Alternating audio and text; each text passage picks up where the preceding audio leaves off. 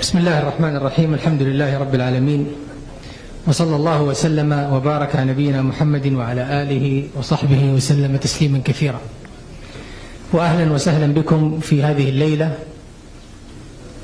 التي تقدم فيها جامعة الملك فهد للبترول والمعادن ضمن فعاليات احتفالية الجامعة بمرور 50 عاما على إنشائها. تستضيف الجامعة اليوم البروفيسور محمد يونس الحائز على جائزة نوبل للسلام. I will give a brief introduction about Professor Yunus in Arabic, so we apologize, and then after that, he will continue with the lecture. ولد البروفيسور محمد يونس في بنغلاديش في عام 1940 للميلاد، وهو قد حصل على شهادة الدكتوراه في الاقتصاد في العام 1969 ميلادية، وعاد إلى بنغلاديش في عام 1972 ميلادية، حيث عمل محاضرا بالجامعة. وفي عام 1976 للميلاد بدأ الدكتور يونس تقديم قروض خالية من الضمانات للفقراء في إطار مشروع بنك جرامين الذي أصبح في وقت لاحق أحد البنوك المتكاملة لتقديم القروض للفقراء خاصة للنساء في المناطق الريفية المختلفة. قد تجاوز عدد المقترضين من بنك جرامين في الوقت الحالي 8.4 مليون مقترض، 97% منهم من النساء. وبناء على ذلك منح الدكتور يونس جائزة نوبل للسلام عام 2006 بالمشاركة مع بنك جرامين. وقد نشرت أفكاره في جميع أنحاء العالم، وقد تبنى كثير من المؤسسات والبنوك فكرة الدكتور محمد يونس وطبقت في أنحاء العالم، وكانت أيضا كذلك في الولايات المتحدة الأمريكية. حصل الأستاذ الدكتور محمد يونس على أكثر من 50 درجة فخرية من العديد من الجامعات في حوالي 20 دولة، كما حصل على 112 جائزة من 26 دولة، جوائز تكريمية منها 10 جوائز. ويرأس الدكتور يونس العديد من مجالس المؤسسات الرائدة مثل مؤسسة الأمم المتحدة ومؤسسة شواب ومؤسسة الأمير ألبرت الثاني ومؤسسة جرامين بانك وغيرها من المؤسسات الكبيرة والصغيرة المانحة وغير الربحية والحكومية. Please welcome with me Professor Yunus. رحبوا معي بالدكتور يونس. I'll ask him to start his lecture. Thank you very much. Thank you. Thanks a lot. Well, good evening. Assalamu alaikum wa rahmatullahi wa barakatuh. Well, I'm very honored to be here this evening, particularly being invited by the King Fahad University of Petroleum and Minerals. I had no idea what a magnificent university that is until I have come here today. So I'm very, very honored that I could be with you for a few hours and kind of share with you all the things that happened to me. From my kind of background, I come from the university background, and that's what I always wanted to be, a teacher. Each one has some kind of a preference of what they want to do in their life, and my preference was that I'll be a teacher. But I became, and I was teaching after I did my master's. I was teaching in a college. Then I got the Fulbright scholarship to go to the USA. I did my PhD, then started teaching again, teaching in one of the US universities. And something brought me back to Bangladesh immediately, because Bangladesh became an independent country, breaking away from Pakistan after a terrible war. And I came back. So that's when all the things that started happening when I came back to Bangladesh. I see the terrible poverty, and particularly it became much more ugly when a famine started in Bangladesh in 1974. People were dying of hunger. For a young teacher, just coming back from the United States with a brand new PhD, who thought he had all the answers to all the problems there can be in economics. But he sees all these terrible things right next to the campus, and he has absolutely nothing he can offer. So it's a very frustrating experience. But that's a long story. What led me from that interaction with the people in the village was one thing, that lending money is such an important thing for people to have a small amount of money. And I created something without knowing anything about it. And it worked. And that became known as microcredit or microfinance. And I created a bank called Grameen Bank, or a village bank, out of that, to spread it all over the country. And I did it all over the country. Right now, Grameen Bank, the village bank, has over 8.4 million borrowers. So almost 8.4 million families attached to it. And most of our borrowers are women. Very destitute women when she joins Grameen Bank and gradually changes her life, taking small loans and transforming herself into an active person, creative person, and a confident person. Now she feels that she's in the driver's seat of her own life. It's not easy to be a woman in a society like Bangladesh. All the terrible things in the society are pushed into the direction of the women. So she suffers through all that. And it's not get her into the program that we created, lending money. She's so scared. She doesn't want to come anywhere near us. When we try to explain to her that it's important that if you can take some money and start some work for yourself and have an income, that will help you. She says, no, don't give the money to me. Give money to my husband. So it's a very disappointing thing. Here we are trying to address the women, but the woman says, not me, you give it to the husband. Why did I go to women to begin with? I could have given it to the men as it is. I went to the women because I created a big controversy with the banks. I was saying banks are absolutely wrong.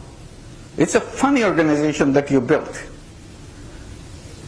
The reason I say that because I wanted to persuade them to lend money to the poor people. They refused. Then I'm accusing them. Two accusations. One, you don't lend money to the people who don't have money. I said, this is very funny. I thought banks are created to lend money, and the most logical thing for banks would be to give money to people who don't have money. And you do the reverse. You give money to people who already have lots of money. I said, it doesn't make sense to me. It is totally illogical. The second point I was making, not only you don't give money to women, you don't give money to the poor people, you don't give money to women. They said, why? We give it. I said, no, you don't. If you look at the statistics in Bangladesh, if you combine all the borrowers of all the banks, you will not find 1% of the borrowers, even 1% of the borrowers happen to be women. I said, something is wrong with you. So when I began, I wanted to make sure half the borrowers in my program are women. This is coming from the controversy that I created myself. Then I go to women. Women says, no, don't give it to me, give it to the husband. So I find it very strange that here I'm trying to bring money and give loan to women, they refuse. Students who were helping me, I was always working with my students, going to the village and working. They are also very frustrated because I was insisting that half the borrower must be women. And women don't care. So when they're saying, forget it, don't go to the woman, go to the man because they're the one who wants the money. I said, no, we must concentrate on women. When a woman says, sorry, I can't take the money because I don't know how to use the money. I'm afraid of money. Always remember, this is not her voice.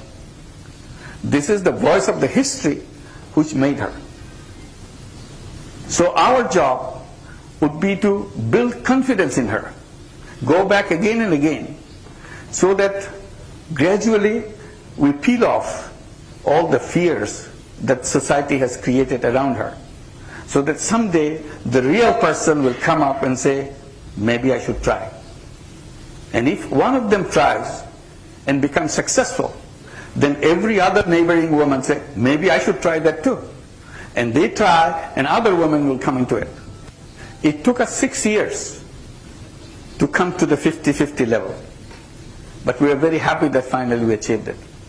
Then we saw money going to the family through women brought so much more benefit to the family.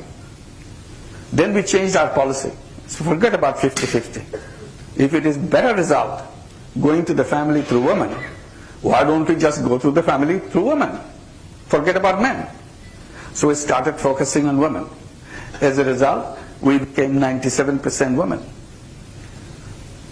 And the bank is owned by the borrowers. So we have a very interesting bank. A bank which works for the poor people only, and it's a poor women, and it's owned by poor women. So that's what the Grameen Bank is. How did they create it? This is one common question always I'm asked by journalists, by everybody else, and also the university campuses. Best thing that happened, I could make this bank possible. And my answer is always the same. I said the best thing that happened to me in creating this bank, by looking back, I didn't know anything about banking. So that was a big help. If I knew about banking, I wouldn't be able to do this. Because at every step, everybody will say, oh, no, you can't do that. Since I didn't know anything about it, I went ahead and did whatever I felt was right. And as a result, this is what they have done. So again, the young people, I try to explain, knowing always doesn't mean that you are in the right track. Not knowing is not sometimes it's not a curse. It may be a blessing. Because instead of knowing the wrong thing, it's better not to know it and be free and create something on your own. And I thought not knowing banking was such an important thing for me that I could jump into unknown and struggle with it in my own way. I create my own logic and created that. And people say, what is the big deal about lending money to the poor people? Big banks give big money, your bank gives little money. That's it. And the name microcredit also confuses people. Microcredit means a small credit. So most likely Grameen Bank gives small loan.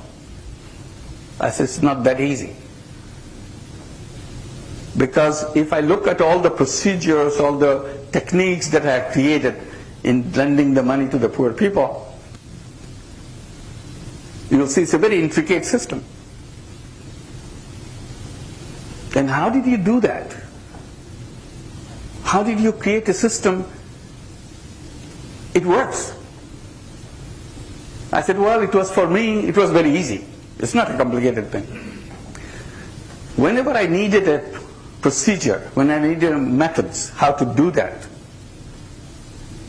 and I'm in confusion, I don't know what next to be done, what I do, I look at the conventional banks, how they do it. After all, they have been doing this business for a long time.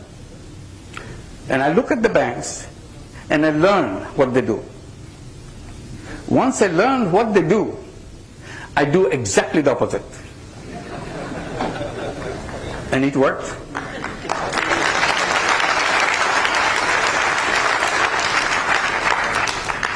It's a serious thing. Conventional banks go to the rich, probably richest. The richer you are, happy they are. I reversed it. I go to the poor. Poorer you are, happier we are. We are always looking for the poorest. That's the way we train our staff.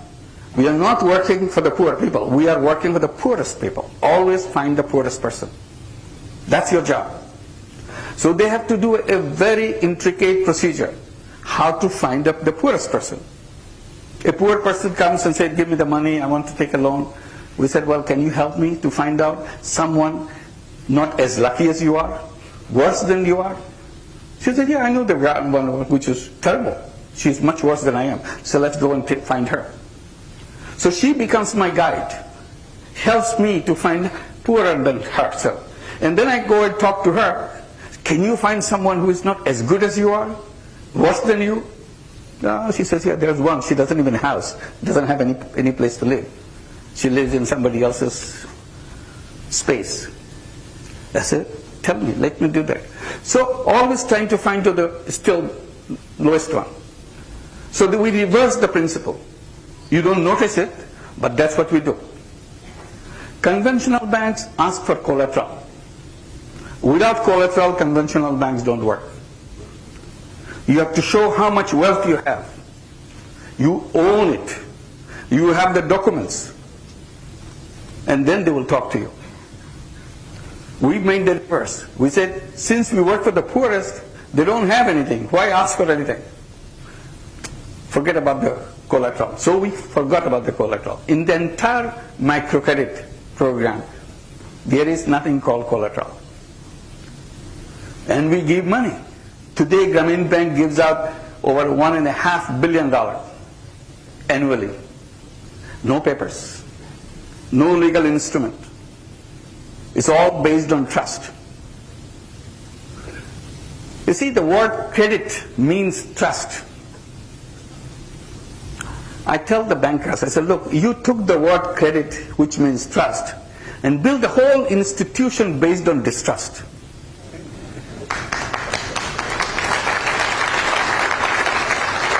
We went back to the original word and built an institution as it should have been. Since we don't have collateral, we don't have any legal papers. Since we don't have any legal papers, we don't have any lawyers. Grameen Bank is the only bank in the world which is lawyer-free. We have no lawyers. See, if you reverse something, suddenly it works something that you always thought cannot be done. So reversing doesn't necessarily mean you are destroying it. And Grameen Bank is a case. Everything we do is reversed. In a conventional bank, you are all familiar with conventional banks. When you go to ask for a loan, the manager will always ask what experience you have in this business. You have to show so many evidence how much experience you have. Documents and experiences, narrations, to convince that you know everything about the business. We reversed it in Grameen Bank. When we go to the woman, she said, no, I don't know anything about business. I never touched money in my life. I am afraid of money. Did we run away from her? We tell our staff, go, she's the person we are looking for. You found it. Work with her. Build confidence in her. Someday she will have that confidence to say, maybe I should take some money. And she will ask for a very little money. $20, $30, that's about what she asked for. When she is very courageous.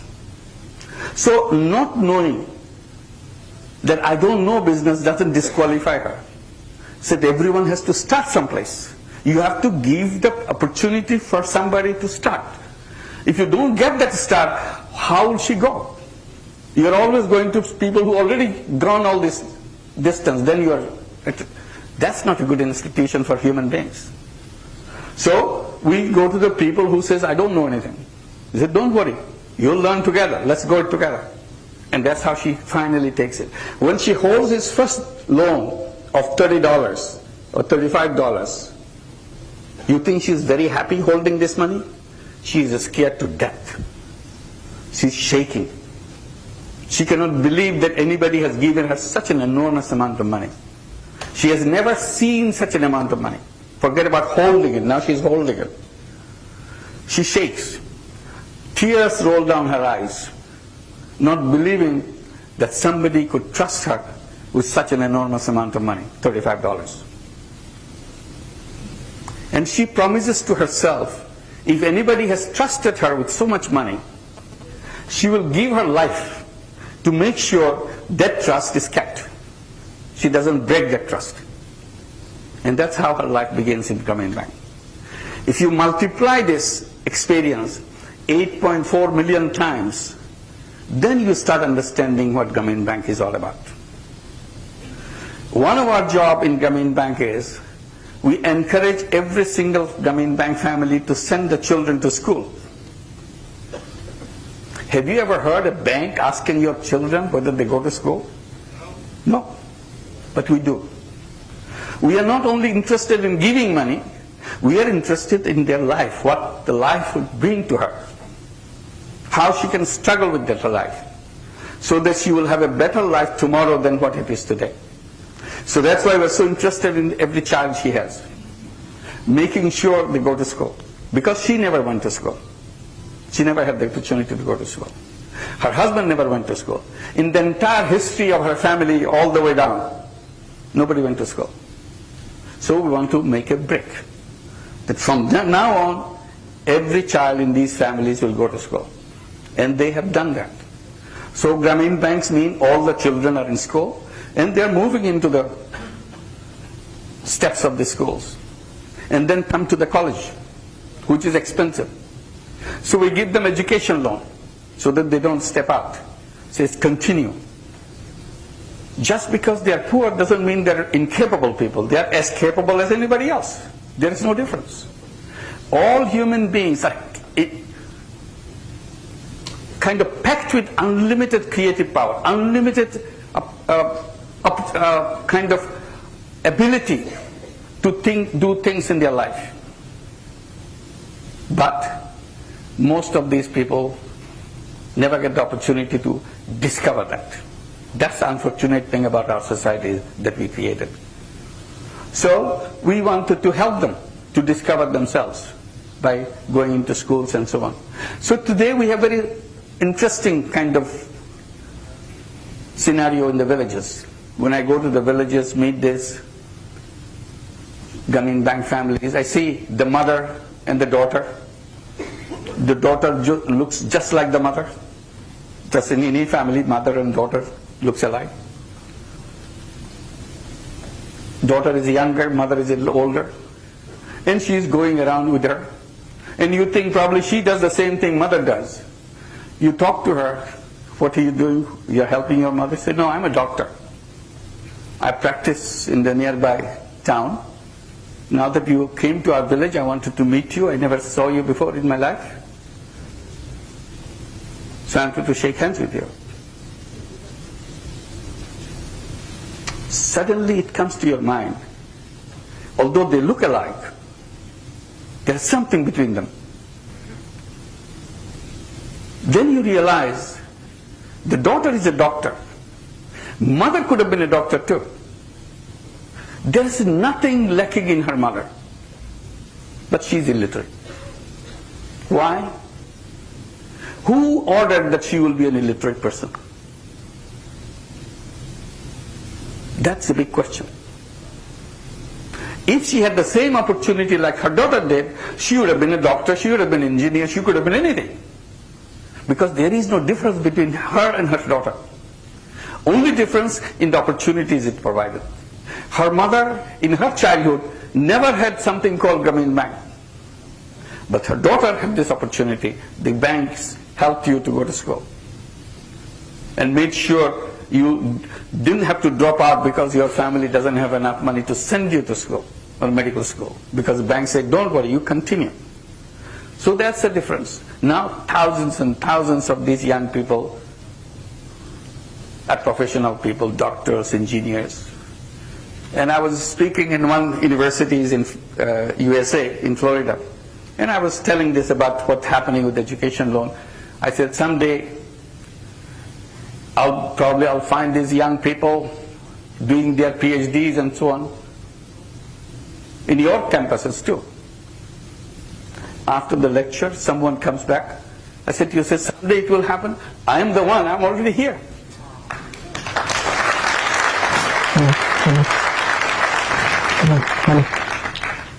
So now I meet people, young people, being professors, lecturers, PhD students, all coming from that background. Parents are illiterate, Grameen Bank send this child, give an education loan. Now, because ability-wise there is no difference.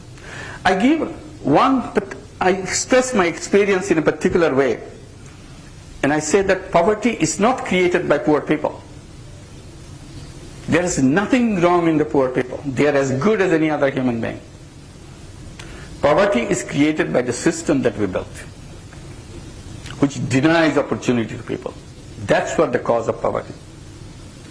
And to make it more explicit, I give the example of bonsai. Bonsai tree, you take the seed of the tallest tree in the forest and put it in a flower pot to grow.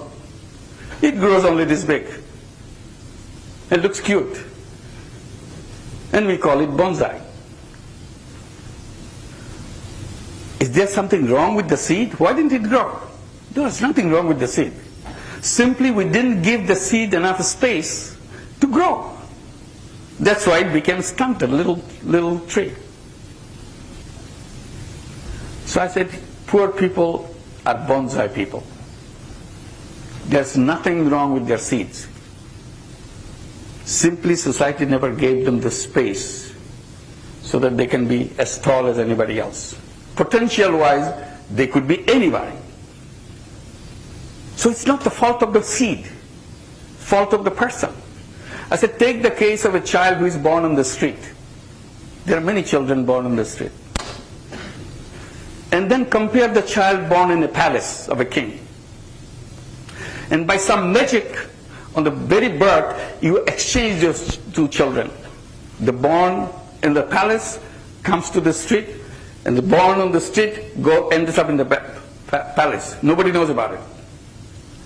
Wait for 18 years, 19 years, 20 years. See what happens. The child who is grown up on the street, but born in the palace, he doesn't know, is a criminal. The child who is born on the street, but ended up in the palace, he doesn't know, he's a prince. You go there, you bow him, he tells you all the wise things that any young people would like to talk about. And he's just as princely as anybody could be. So it is not inside the person. It's where one grows up, under what circumstances. That makes all the difference. So I say, who told the banks that you cannot lend money to the poor people? And as a result, they have denied access to this facility throughout the world. Almost 2/3 of the world population have no access to banking. So it remained a kind of privileged clubs of already privileged people. I keep saying that if you do not have the first dollar in your hand, you cannot catch the next dollar. You need a dollar to catch a dollar. But nobody gives you the first dollar. Only thing you have who will give you the first dollar is a loan shark. And loan shark makes sure every bit of the income, every bit of the benefit you get out of the dollar, he takes away everything. He doesn't leave anything for you. Because financial institution refuses to give it to you. They said poor people are not creditworthy. And I keep asking, is this the right thing to say? Banks telling people that they are not creditworthy? Shouldn't be it would be other way? People telling the banks that you are not people worthy? So that's a question. Who tells what? To whom? Now banks are telling the people that you are no good. It should have been the other way. People should be telling them, you are no good. You're not good for us. So that's what the answer should be. Now, after 35 years of Grameen Bank microcredit running all around the world, in Saudi Arabia, in New York City, or any other city in the USA, it's working beautifully. Including all the third world countries around the world. Every single country now have microcredit. Why can't the bank now extend it? Can they still say that poor people are not creditworthy after demonstrating again and again how good they are? So that's the fault of the system. We created institutions which are not good for people. And then we blame the people. Then I say concepts are wrong. We created the concept of economics, what we call the capitalist system. It's very strange the way we created the capitalist system. In the capitalist system, you have the business is the core of the capitalist system. And business means business to make money. There is no other kind of business. You go to business, make money. The more money you make, more successful the business is. So everybody, all the young people in the universities, everywhere in the school, they are learning how to grow up and join businesses and make money, or work for a company which is making money to help them make more money. There is no other game in town. Only thing is business. I say it doesn't sound right to me. First of all, I feel that human beings are not robots.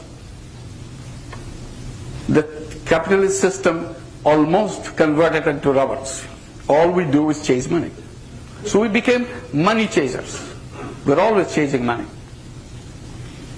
And it has become an obsession for us to chase money, because we don't know anything else.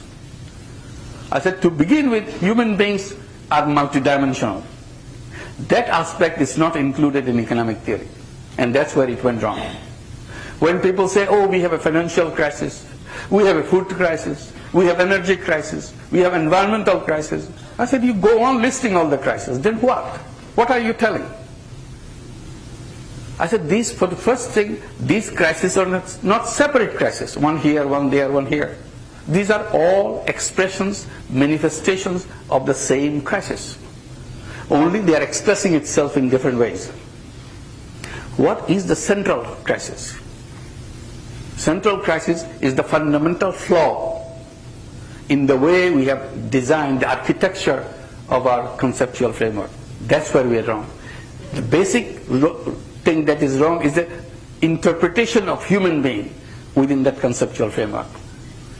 This is a very tourniqueted kind of very squeezed out human being into the conceptual framework.